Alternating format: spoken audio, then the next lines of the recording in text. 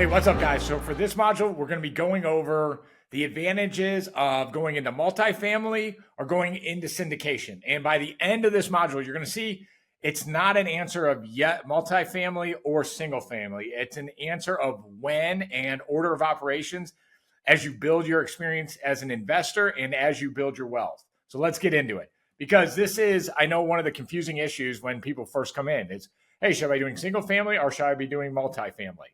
And so you got to remember, for this group, I always stress this. We want to get you to 10 houses as fast as possible. We want to destroy the 4% rule with a third of the capital and 3 times as fast. So I'm trying to get you to climb that wealth pyramid as fast as possible. So here's the agenda for this segment. So we're going to discuss the wealth pyramid. It's a new concept I'm going to introduce. We're going to discuss the phases of wealth building, pre-launch, launch, and orbit. We're going to talk about what not maximizing the 4 pillars means. I'm going to show you guys a case study, and we're going to talk about the greatest advantage of done-for-you real estate. And we're also going to talk about what you're never going to achieve with syndications. So this is a new concept. This is called the wealth pyramid framework. And so the base of your pyramid of growing wealthy, if you can see at the bottom, this is straight from Ray Dalio, it's to produce. Next, you want to insure what you ever have. What does that mean? Property insurance, home, auto, casualty. You always want to diversify risk with insurance. That could be a whole nother segment of this video. And then life insurance. Next, in the center of your wealth period, you want to have a liquid reserve. Finally, you want to have a hedge. So gold, silver, crypto, all that stuff. Once again, could be a whole nother video on why you want to keep those hedges and why maybe crypto is not exactly the greatest investment if you're trying to become wealthy, because once again, you can only buy low and sell high. Next up the wealth pyramid is owning a business and investment real estate. And you got to understand, owning a business and investment real estate has the 4 pillars. That's why they're right at the center of the pillar. And so as you start investing in the 4 pillars, once you get to the certain wealth platform that you want, certain net worth that you're looking for, then you can start investing in things where you don't necessarily need all the 4 pillars. And I'm going to get into it as we go into launch and pre-launch stage about when you can take off the gas as far as needing all the 4 pillars. After you don't need all the 4 pillars, then you get into syndicated real estate, oil and gas, private lending, where you're still going to get a great return. You're just not getting all 4 pillars. And when you're trying to get into orbit, where you're trying to launch, you really need all 4 pillars working for you. After that, you go into legacy stocks and loans, and then finally IRAs. And now here is the problem with traditional financial planning in my book. So the base, it's like an upside down pyramid, and it's toggling on one point and could tip over. But of course, it's all dependent on your production, either way you go. But most people start with IRAs, which really only has 1 pillar. And, then you go into legacy stocks and loans. And this is how most traditional financial planners have it. If you're producing enough that you can't put more in your IRAs or traditional financial plans, then you go into legacy stocks and loans. And then if you still have some investment capital left, then you go into oil and gas, syndicated real estate, private lending. Then if you have extra, most importantly, they don't allow people to be liquid. Quick story. My brother-in-law, he wanted to buy my father-in-law's house because my father-in-law wanted to buy, a more of a retirement home. Both these guys had a ton of money inside their traditional financial plan, but they didn't have liquidity for either of the purchases for the down payments. They wanted to make these purchases fast. They didn't want to liquidate their retirement plans, but they had no liquidity. These people lived the American dream. They were wealthy. They were 1%ers. They were all this stuff. But since they were wrapped in traditional financial planning, they didn't have liquidity because they did the wealth pyramid upside down. And so then investment real estate, and then business, and then people are insuring themselves. Then they're insuring themselves with liquidity, and then they're creating hedges. It's just an upside down pyramid. And it's not that same production could lead to less wealth production if you don't know the rules of the game. That's what this course is about, learning those rules of the game. And you got to remember, real estate never fails, but a borrower's liquidity does. What does that mean? So 2008 crash, real estate Armageddon. But by 2015, easily by 2020, all those assets had doubled in value from their 2006, 2007 high. The asset was still fine. There was just a blip in between where the initial borrower's liquidity failed. Why do I bring that up? Because back to the wealth pyramid, liquidity, a reserve, it needs to be the center of your pyramid, not at the end. Like I just said about my in-laws not having enough liquidity. Wealthy people, but not liquid. You might have seen this in other modules, other recordings I've done, but I just want to reiterate on this one. But these are the 4 stages: pre-launch, launch, gravity, and orbit. This is what it feels like to start becoming a real estate investor. I'm going to go through each phase really quick, but you notice this is a 10-year framework. So here's what happens in pre-launch. You're working on your mindsets, your skill sets. You're watching a ton of videos of me on it. You're building your network inside the Facebook group. You're getting a target setting call and a game plan, and you're understanding frameworks and structure. So it's a lot like pre-launch. If you see SpaceX launching a rocket, like no movement, but a bunch of fire and flames and everything going up on the rocket, but nobody's moving. So it can get frustrating, but that's what pre-launch is like. Now, most of you watching this course are going to be in pre-launch. And so you're going to be learning. You're going to feel like I'm not moving, but don't worry. It's just part of the game. Now, launch happens between the first day you sign up and the first 3 years. And so you're aligning yourself with Core 4. You're learning about the 4 pillars of wealth.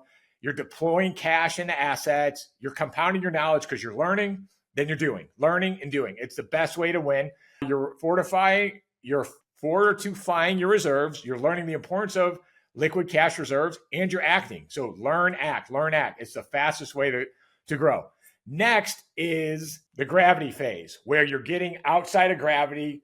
It's years 3 to 10.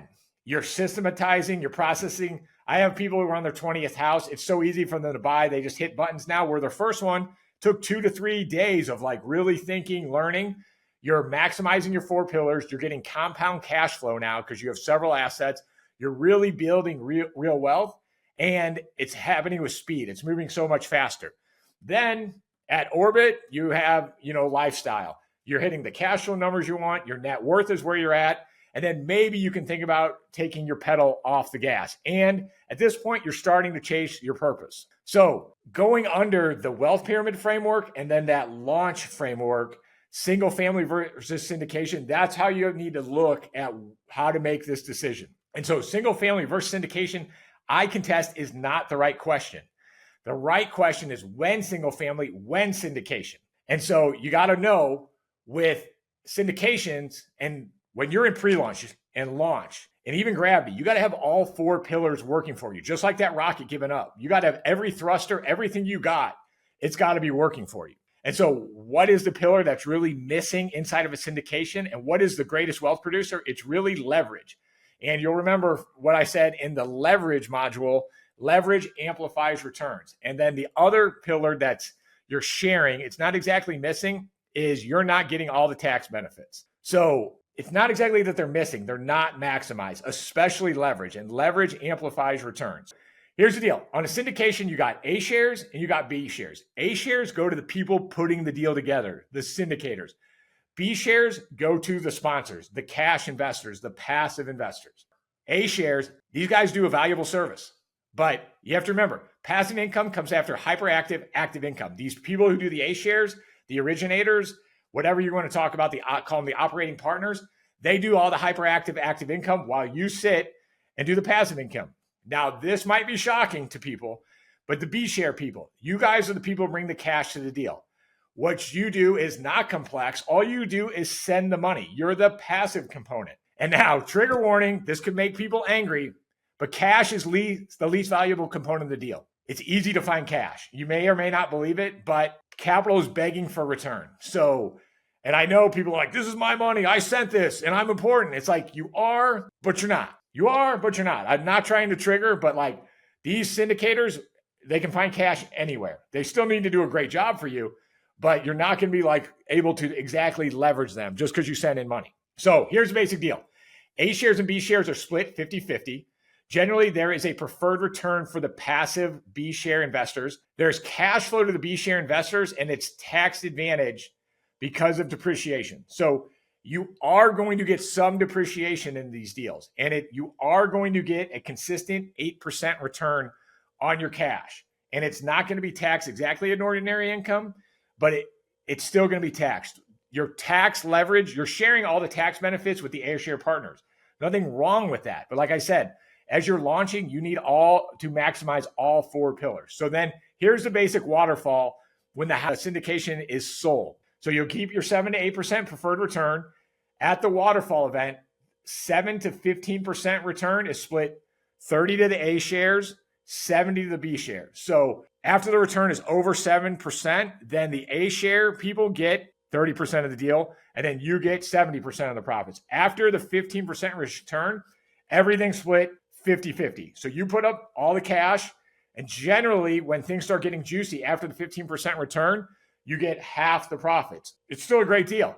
It's just not the right deal for certain people who are in launch and pre-launch and gravity stages. Hopefully that makes sense. So all the 4 pillars are there. They're just not maximized. And my contention is until you have your 20 loans, until you have your 20 properties, that you don't mess around with syndication because it's an order of operations issue. As you go up that wealth pyramid, you got to focus on liquidity, business, and real estate to really maximize your wealth. So your appreciation split in half, leverage, the benefits of the leverage are split, and taxes, the depreciation is split. And if you can remember back to the leverage module, that 30-year fixed mortgage is the greatest debt instrument on earth, and you have to maximize the 20 of those you get. So check it out. Here in a single family home, you get 100% of the depreciation, 100% of the tenant paying down the amortization, 100% of the cash flow, and 100% of the depreciation. And you're still in a passive role in my program. That's kind of the beauty of my program. Is it's a passive investment, you get 100% of the benefits of the 4 pillars.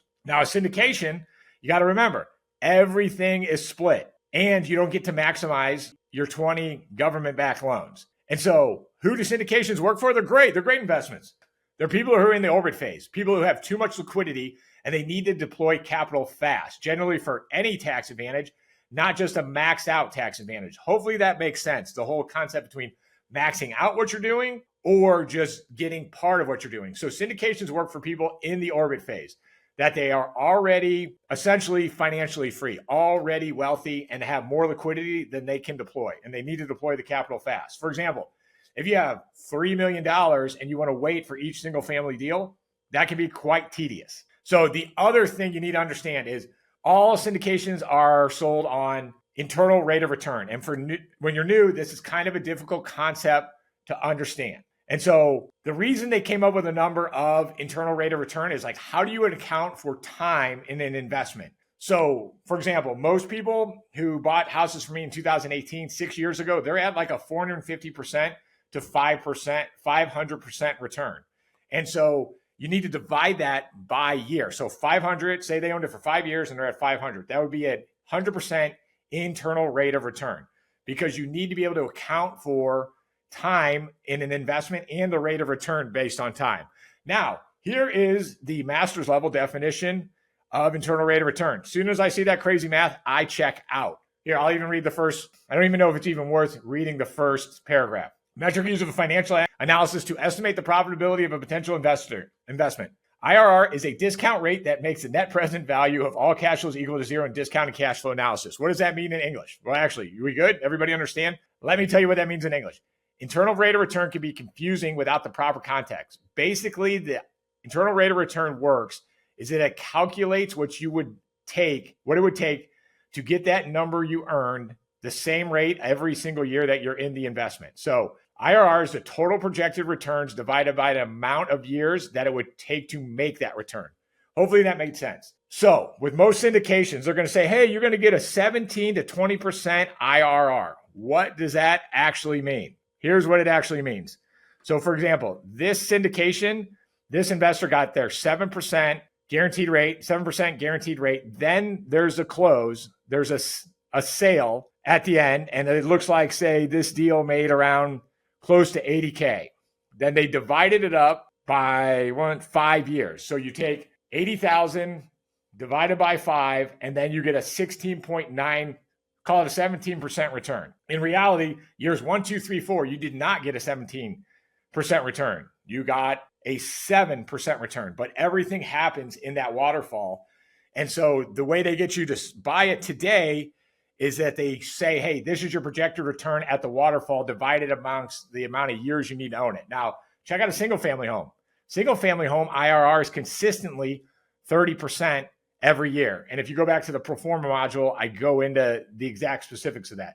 So another reason single family is better for certain people, because maximizing all four pillars and grow their wealth as fast as possible, it's because of that consistent IRR of the 30%, because you've maximized that leverage. Remember, if you have a 5% increase in the asset, but you only have 20% down, that's a 25% rate of return. So to recap, here's the pros of a single family home. You're able to maximize all four pillars, a greater than 30% IRR every year. You increase the learning curve in the launch, and you get the most control. Now, after you get 20 to 30 single family houses and you have a bunch of equity, bunch of liquidity, and you just want to fire, forget, and have somebody else, be able to deploy a bunch of capital really fast, cool. Go knock out a syndication. Pros of syndication. All four pillars exist, but they're not maximized. 20% IRR generally after the waterfall. You deploy capital fast with little brain damage, and you put one transaction to put money to work. So cons of single family, it's more cumbersome to deploy capital. You got to do your due diligence process, which each time you do a deal, and your buying criteria gets better and better. Your criteria should shorten, should become faster.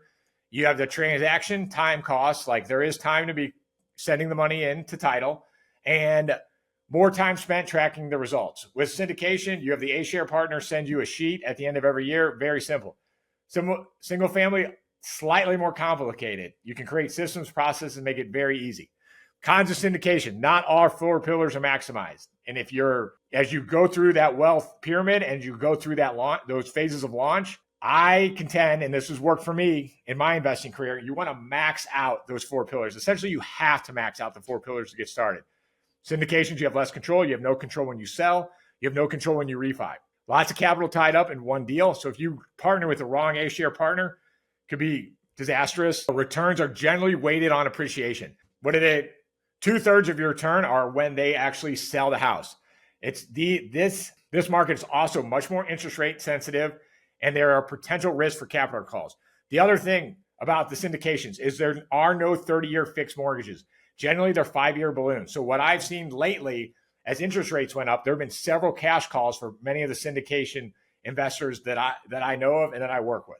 So I'm going to attach this to the module and circle, but this is a single family chart. I like to design things in my brain that a simple chart. So single family versus syndication versus REITs versus what we do at Done For You Real Estate. So 4 pillars, we maximize your return. Basically, I've designed this program so we maximize return, but go ahead and check that chart out as you're going through the circle modules. And then, like I said, a little market update as interest rates went up after 2023 is like there's not the security of 30-year fixed mortgage. So there have been several cash calls on syndication deals. There also have been, it's not going to be a crash type thing, but there have been different foreclosures because the A-share partners ran all their pro formas on the wrong interest rate. That did change. Like me, I like 30-year mortgage, fire and forget, never worry about it again. And then one other thing that you need to consider if you want to look into syndications versus single family. Syndications, you will never reach the holy grail of real estate investment. As in that tax module I went through the advantage of being a real estate professional. You will not qualify as a real estate professional if all your money's in syndications because you're simply at a passive status. You cannot justify being a real estate professional. So that's what I got for you, multifamily versus syndications. Put any questions you got in the circle or Facebook module. Hopefully this gave you some clarity, and I'll see you on the next video.